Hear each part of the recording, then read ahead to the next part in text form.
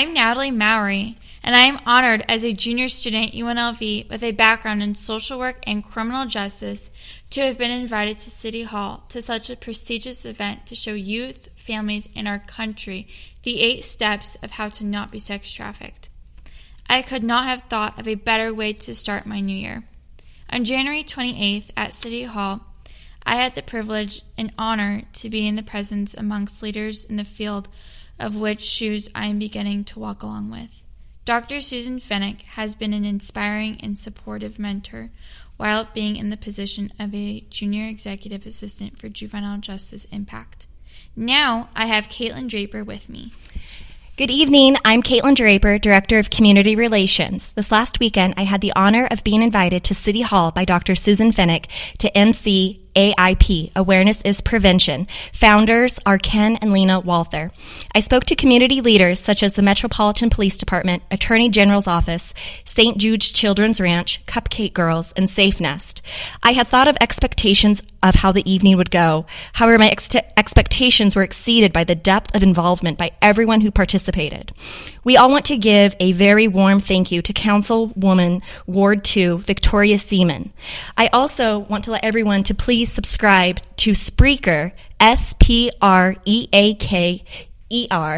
so that you can get all of our information for JJI, Juvenile Justice Impact.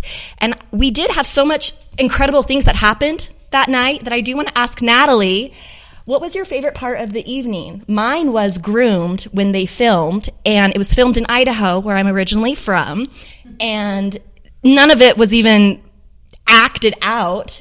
And it just felt like it brought so much awareness to me because there were so many things that I didn't even know that were going on, not only in Idaho, but Las Vegas, and Super Bowl Sunday's coming up.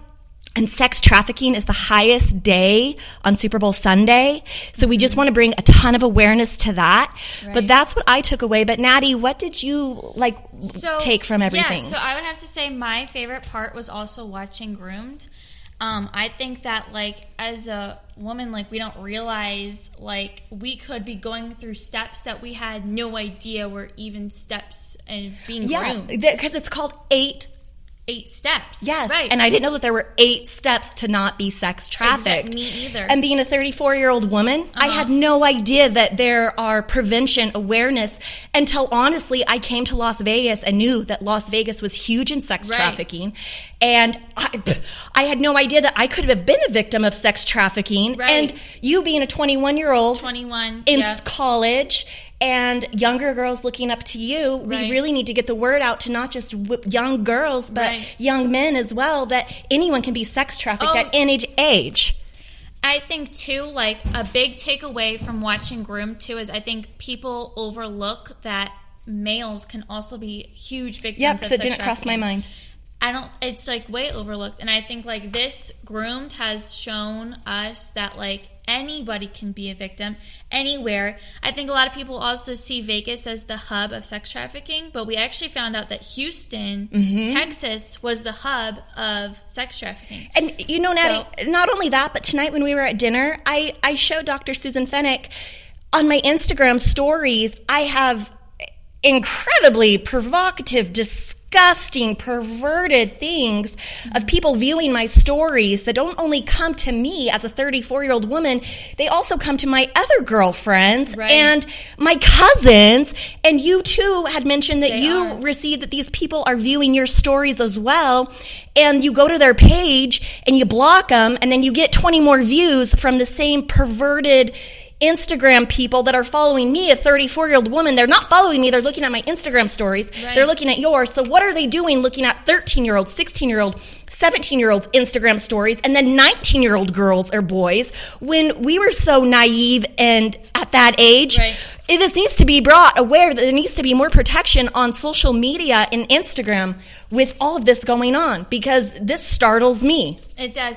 And what's amazing to me is just I don't even post provocative and inappropriate images. It's like they're looking for us. exactly. They are like watching us. Yeah, so we don't know how many people are out there watching all of the youth and adults and trying to find out what cities they're in, what schools they go to, and whose accounts are private and not private. Then you block these accounts, and then they end up with more accounts following you. Mm-hmm. That's not just on Instagram. I'm sure that's on Facebook. I'm sure that's on Twitter. I'm sure that's everywhere.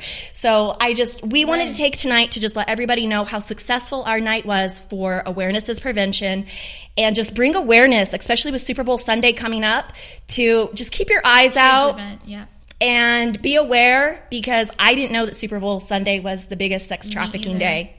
So I want to thank you all so incredibly much. So Natty, I'll leave it up to you to say goodnight. I'm so thankful to be a part of this and to have learned so much more information on sex trafficking that I didn't know before. And I hope that to our listeners that they can also, take away from this and learn the 8 steps of how to not be sex trafficked and to keep your friends and family safe, and to just be careful out there. And remember to subscribe to Spreaker, Spreaks. It's Spreaker, Spreaker, and JJI, JusticeJuvenileImpact.com. We look forward to hearing from you. Send us any messages, questions, concerns that you have, and let's make this global. Thank you. Good night. Good night.